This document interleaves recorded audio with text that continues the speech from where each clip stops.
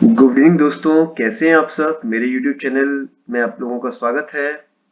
आज मैं आपको नायर यानी कि national academy of Indian railway के द्वारा नवंबर 2022 में आयोजित असिस्टेंट मटेरियल मैनेजर सहायक संबंधी प्रबंधक की परीक्षा का प्रश्न पत्र लेकर आया हूं। और ये एग्जाम, ये पेपर कई हर सीनियर क्लर्क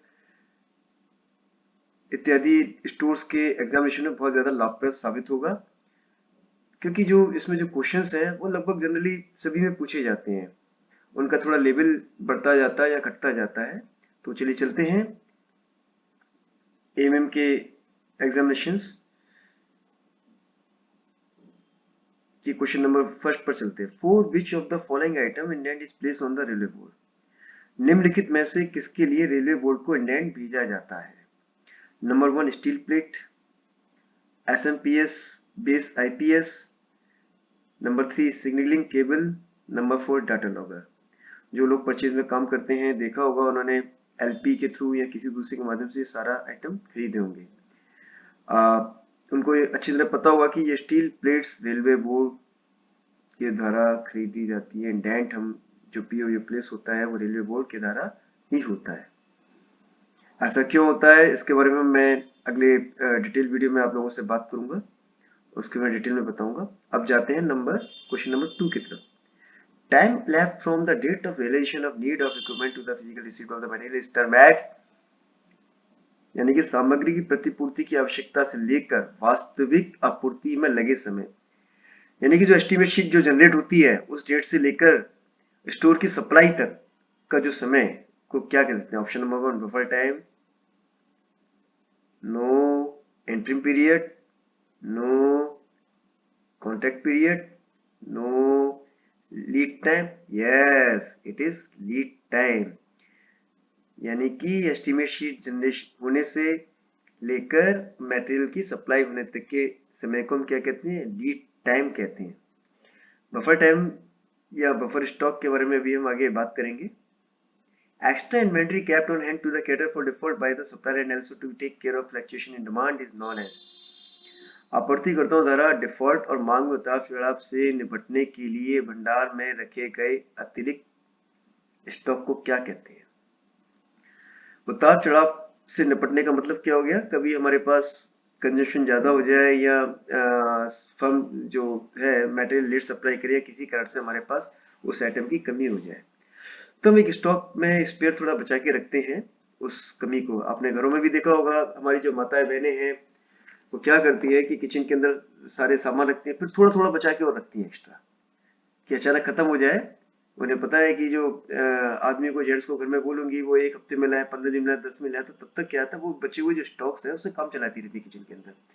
तो ऐसे स्टॉक को क्या कहेंगे हम लोग, इमरजेंसी स्टॉक तो बिल्कुल ही नहीं कहेंगे। इमरजेंसी का मतलब तो कुछ और ही होता है। कहीं बफर स्टॉक, ऑर्डर स्टॉक और कस्टडी स्टॉक। ऑर्डर स्टॉक तो पॉसिबल ही नहीं, क्योंकि सादा स्टोर है। कस्टडी तो किसी और को हमने कस्टडी में दिया वो स्टॉक होता है। तो जी हाँ, तो बचता है क्या, बफर स्टॉक। ऐसे स्टॉक को हम क्या कहते हैं, बफर स्टॉक। तो ये स्टॉक क्या कहलाया जाएगा, हमारा बफर स्टॉक। क्वेश्चन नंबर 4 की तरफ चलते हैं। A non stock variation having estimate value of 12.5 lakh is required to be approved by the which level officer of user department before submitting to the store to the department of procurement.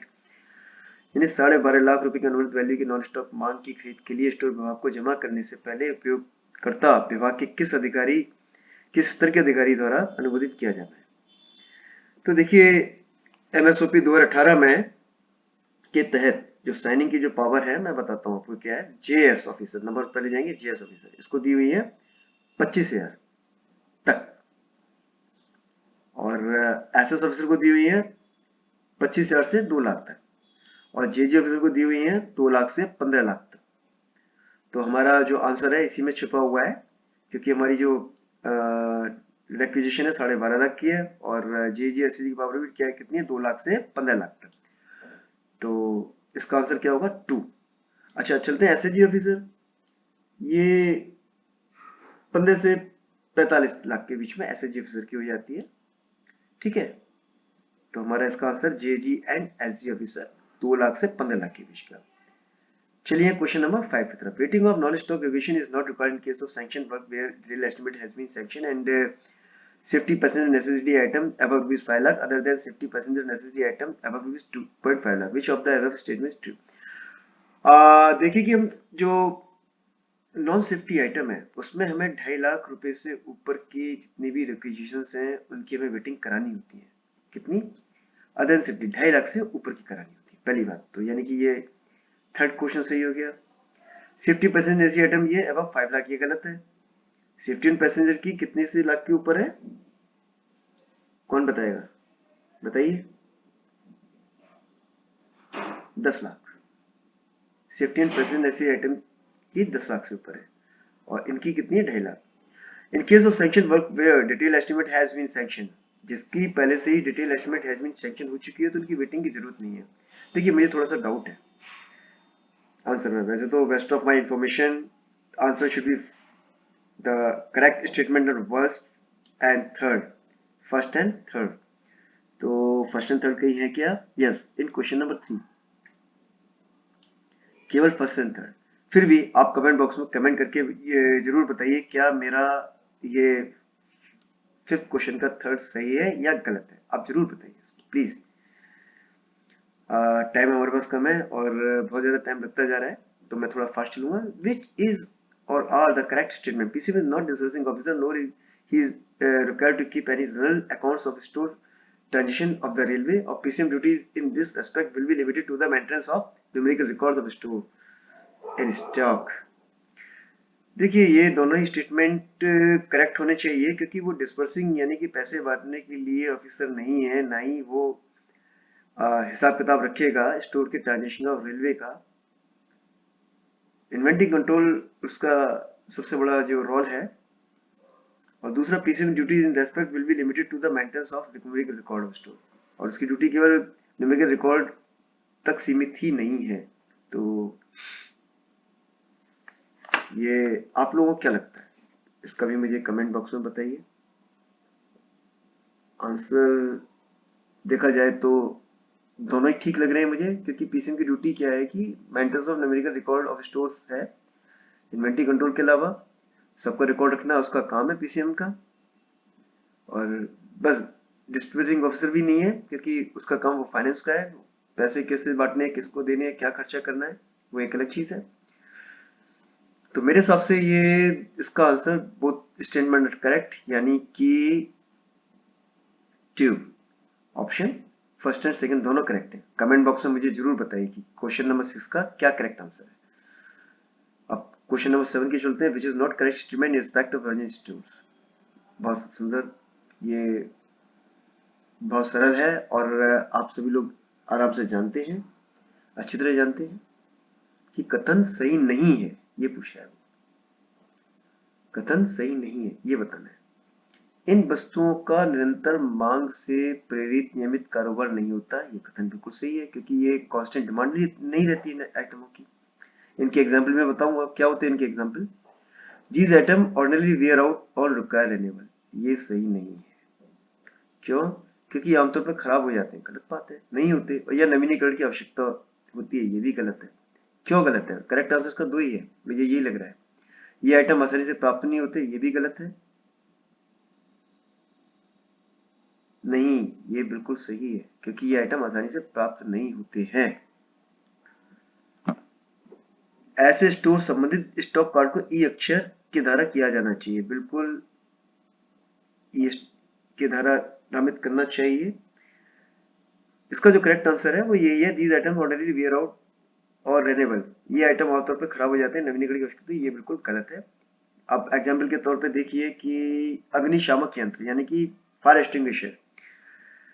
Fire extinguisher की जरूरत नहीं पड़ती है, जब कोई घटना होती है तभी जरूरत पड़ती है, और ये रखे रखे खराब तो नहीं होते हैं। हाँ, इनका एक टाइम पीरियड होता है, ये हमने इनको यूज कर लिया तो खराब हो जाते हैं। मान लीजिए कहीं आग लग गई है और हमने इसको यूज कर लिया तो वो बेकार हो जाएगा, हमें भरवाना पड़ेगा। और ये रखे ही हमने किस लिए हैं? इमरजेंसी के लिए तो रखे हुए हैं इनको, है ना, तभी तो इमरजेंसी स्टोर कहलाते हैं। या दूसरा आ जाइए, कुछ स्पेयर पार्ट्स होते हैं एमएनपी के, ये कुछ कंपोनेंट्स ऑफ रोलिंग स्टॉक के और लोकोस के, जो कि हमें रेयरली यूज में आते हैं, और ये आज हम क्यों रखते हैं, क्योंकि हमें तुरंत मार्केट में मिलते हैं। अब आग लग जाएगी तो हम तुरंत मार्केट में पहले खरीदने नहीं जाएंगे फायर एक्सटिंग्विशर, हम उसको पहले से अपने पास सेफ्टी बतौर रखते हैं। तो इसमें करेक्ट आंसर क्या हुआ, नंबर 2 स्टेटमेंट। ये आइटम आमतौर पर खराब हो जाते हैं, नवीनीकरण की आवश्यकता होती है। तो ये ऑप्शन क्या है, कथन सही नहीं है, इसका करेक्ट आंसर 2 हो गया। अब चलते हैं नंबर 8 की तरफ। Item store which have not been issued for a period 24 month. ओ हो, कितना सरल है ये, तो देखते ही यहाँ तक पढ़ते ही आधे से ज्यादा मेरे यूट्यूब के जो सब्सक्राइबर्स ने आंसर ही बता दिया होगा। इसका आंसर क्या होगा, बहुत सरल है, बहुत आसान है। But which is in anticipated will be used in near future are called। बहुत आसान, बहुत सरल है, सिंपल। जो आगे सरप्लस है, यूज होने वाला है, उसे हम मूवेबल सरप्लस बोलेंगे, और जो यूज नहीं होने वाला है उसे हम डेड सरप्लस बोलेंगे। और जो लेजर सेक्शन में काम करते हैं उनको तो ये सारा रटा होगा, या जनरल सेक्शन में है उनको सबको पता होगा।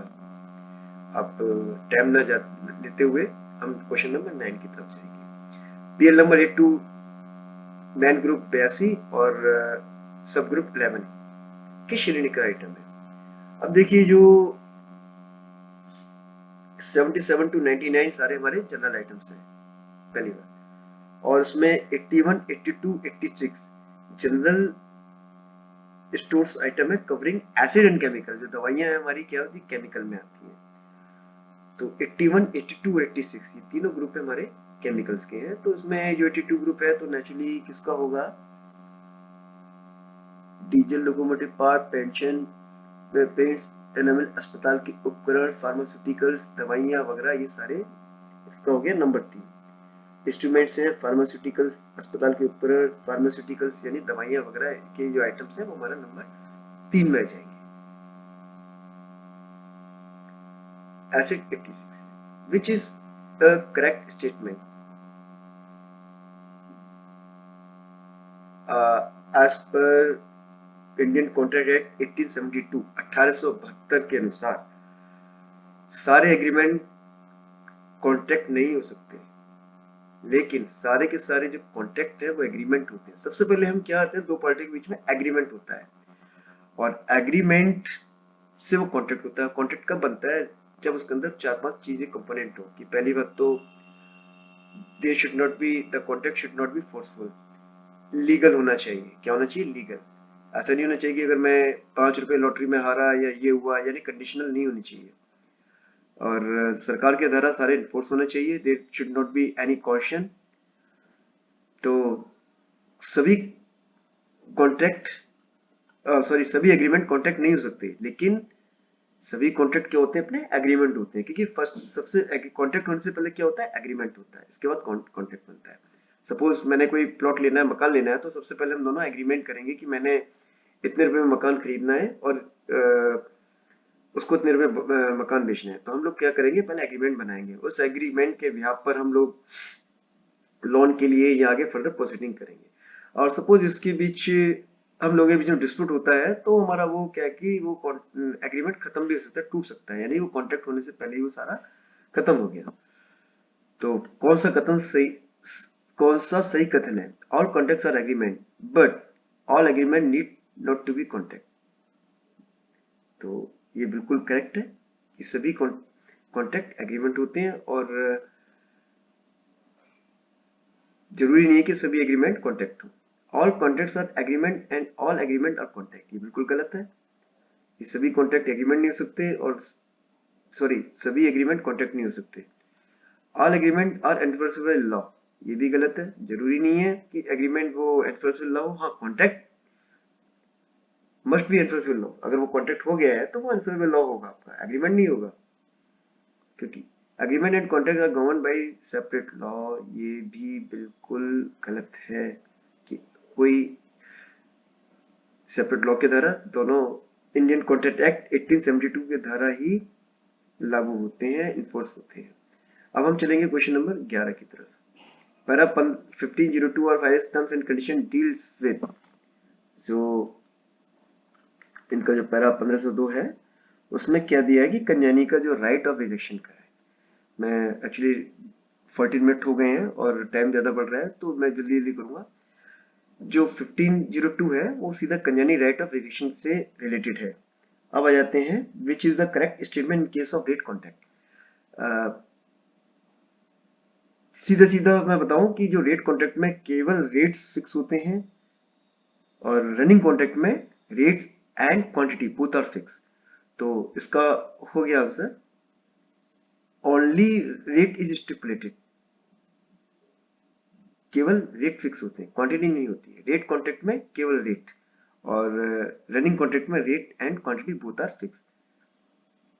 अब question number 13, which of the following is not objective of store department. Store department का कौन सा ऑब्जेक्ट नहीं है?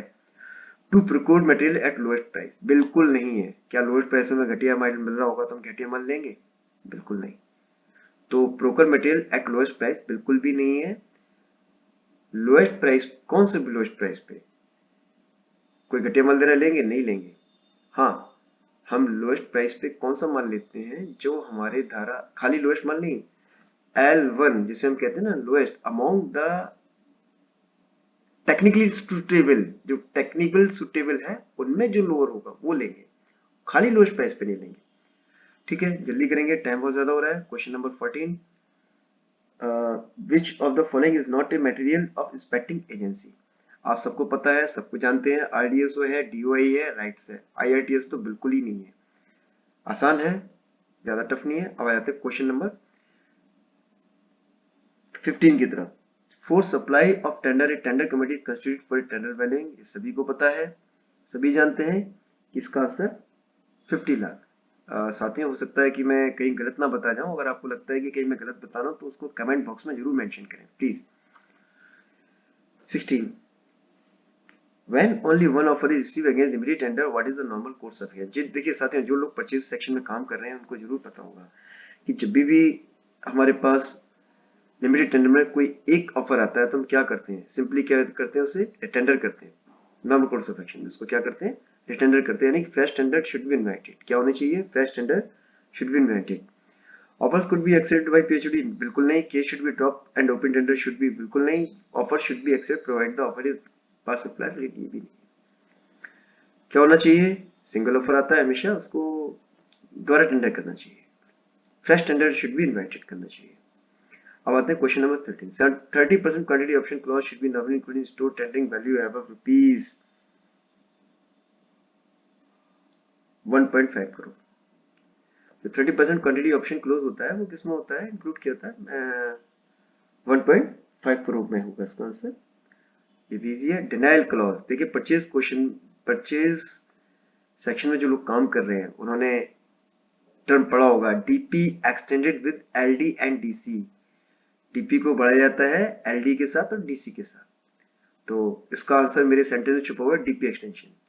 ये हमेशा किसमें होता है? डीपी एक्सटेंशन के साथ ही होता है डीसी, डिनाइल क्लॉज, यानी कि हम मना करते हैं, डिनाइल करते हैं फॉर फर्दर जो बेनिफिट्स होते हैं उनके लिए, सप्लायर के लिए मना करते हैं कि भाई आपने विद इन डीपी माल नहीं दिया तो फर्दर जो टैक्स इनपुट्स हैं या और भी जो चीजें हैं उनके लिए आपको बेनिफिट हम या प्रॉफिट नहीं देंगे। अब क्वेश्चन नंबर 19 में आते हैं। PSC is to be signed by DME and CNW. तो आप सभी ने पढ़ा होगा, जीएस की जो पावर है 75,000 है, एसएस की जो पावर है वो 2 लाख रुपीज है, जेजी और एसएसजी की 15 लाख और सीडब्ल्यू में एडीआर और एसएसजी की है 25 लाख।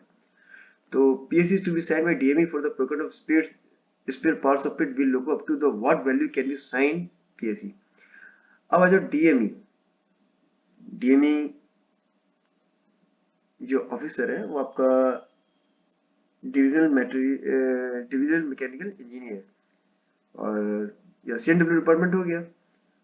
तो उसमें जैसे कि मैंने बताया कि जो एसएस ऑफिसर हो गए, एसएस ऑफिसर की जो डिविजनल लेवल के अधिकारी है उनको एसएस हो गए। वो हमारे यहाँ जैसे कि सीनियर मटेरियल मैनेजर हो गए, उनके यहाँ क्या हो गए? डीएमई हो गए। और इलेक्ट्रिकल ब्रांच में हो गए डीडब्ल्यू डिविजनल इलेक्ट्रिक इंजीनियर। तो उनकी पावर कितनी रहेगी? 2 लाख रुपए रहेगी, एसएस ऑफिसर होते हैं। अब आ जाते हैं क्वेश्चन नंबर 20 की तरफ। To which agency information of suspended cartel formation by vendors to be reported? It is also very easy, बहुत सरल है। एमआरटीपी को तो नहीं देंगे, चेयरमैन रेलवे बोर्ड को भी नहीं देना है, नन ऑफ दिस मतलब नहीं है। इनके लिए दिया जाता है the competition commission of India. किसको दिया जाता है? The competition commission of India. Actually time बहुत ज्यादा हो रहा है, 20 मिनट्स हो चुके हैं, चलो मैं और जल्दी करता हूँ। Which of the following statement is and are correct? When the tender cases are under examination, higher authorities other than those involved in the decision-making process may make query or call for the tender. Any representation reference received during the filing of tender committee proceeding may be forwarded the TC convener. TC action is merit and action considered necessary. Reply should be put up the finalization of the tender. कौन सा कथन सही है? क्या पूछ रहा है ये? कौन सा कथन सही है? जब निविदाओं की मामूली जांच चल रही है तो निर्णय लेने की प्रक्रिया में शामिल लोगों के अलावा अन्य उच्च अधिकारी पूछताछ कर सकते हैं, निविदा फाइल नहीं मंगा सकते। क्यों मंगाएंगे भाई? जब टेंडर कमेटी बैठ गई है तो औरों को क्यों देंगे? गलत बात। निविदा समिति की कार्रवाई को अंतिम रूप देने के दौरान प्राप्त किसी भी प्रतिनिधित्व संदर्भ को टीसी के संदर्भ को अग्रेषित किया जाता है और गुण दोष के आधार पर उसकी जांच और आवश्यक कार्रवाई हेतु निविदा को अंतिम रूप देने के बाद ही उत्तर देना चाहिए। बिल्कुल सही। होता क्या है कि ये any representation or reference received during the finalization of the tender committee proceeding may be forwarded to the TC or convener of the TC or for its examination on its merit and action। इसका बिल्कुल correct answer इसका 2 ही है, क्योंकि निविदा समिति की कार्रवाई के अंतरिम दुगने के दौरान प्राप्त कोई भी अगर प्रतिनिधि संदर्भ को टीसी के संयोजक को अग्रेषित किया सकता है और गुणदोष के आधार पर उसकी जांच की आवश्यक कार्रवाई हेतु निविदा के अंतरिम देने के बाद उत्तर दिया सकता है। देखिए 21 मिनट से ऊपर हो चुके हैं, मैं भी यहीं स्टॉप करूंगा और मेरे साथ इतना समय लगे रहने के लिए आप सब लोगों का बहुत बहुत धन्यवाद। और आप प्लीज मुझे कमेंट बॉक्स में बताइए कि मैं इस वीडियो को आगे कंटिन्यू रखूं या नहीं। अच्छा, मैं एक बात बताना भूल गया कि इसमें जो एएमएम का एग्जामिनेशन है उसके अंदर 3 पार्ट होते हैं। पार्ट ए में 85 क्वेश्चन होते हैं, पार्ट बी में 55 क्वेश्चन होते हैं और पार्ट सी में 35 क्वेश्चन होते हैं। ये जो है पूरा स्टोर से रिलेटेड होता है। तो साथियों प्लीज अगर मुझे बताइए, अगर आपको मेरा ये वीडियो अच्छा लगा हो तो मुझे लाइक कीजिए, कमेंट कीजिए, सब्सक्राइब कीजिए, शेयर कीजिए और मुझे मोटिवेट कीजिए, जिससे कि मैं ये पूरा वीडियो आपको लिए और भी डिटेल बना के शेयर कर सकूं। तो प्लीज मुझे बताइए, अभी मात्र केवल 21 क्वेश्चन ही थे, 21 क्वेश्चन थे। मैं आपको डिटेल में और अच्छी तरह आपको आगे बताऊंगा। प्लीज प्लीज प्लीज मुझे जरूर बताइए। एक बार फिर बेल आइकन बटन दबाइए, मुझे लाइक कीजिए, शेयर कीजिए और मैं अच्छी तरह वीडियो बनाऊं। जैसे जैसे मैं मोटिवेट होऊंगा तो मैं और भी ज्यादा अच्छी तरह से आपको वीडियो बना के शेयर करूंगा। ठीक है, शिवरात्रि, बाय बाय, नमस्ते।